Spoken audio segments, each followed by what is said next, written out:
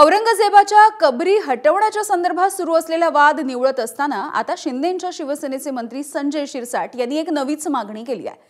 औरंगजेबाची कबर असलेल्या खुलताबादचं नाव हे रत्नपूर करा अशी मागणी संजय शिरसाट यांनी केली।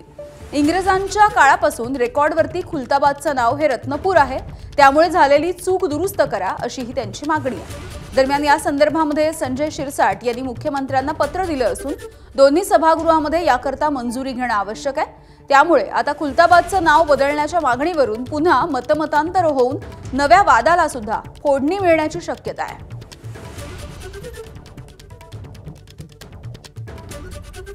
पूर्वी या संभाजीनगरचं नाव खडकी होतं, कालांतराने त्याचं नाव औरंगाबाद झालं।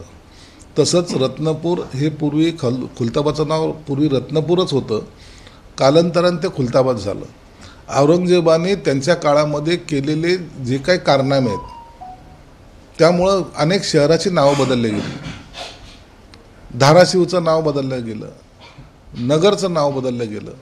हे सगळे बादवाले जे आहेत ना, तर त्या सर्व नाव बदलण्याची प्रोसेस आता आम्ही करतोय। रत्नपूरच असली पाहिजे ना, ते नाव पूर्वी होतं, ते औरंगजेबाच्या काळात ते झालेलं खुलताबाद आहे।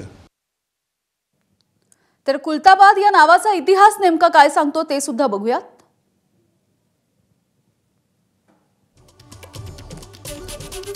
खुलताबादचं नाव हे रौझा असं सुद्धा होतं।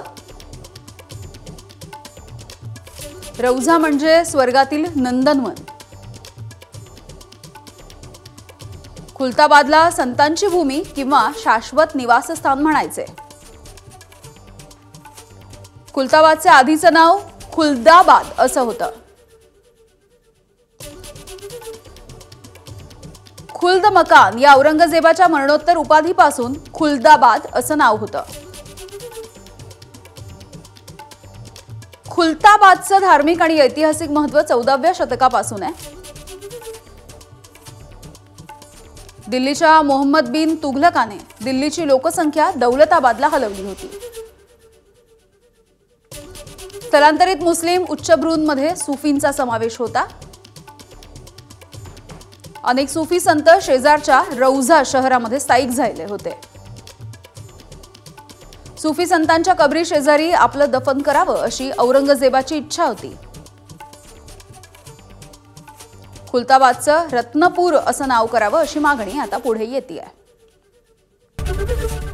एबीपी माझा, उघडा डोळे बघा नीट।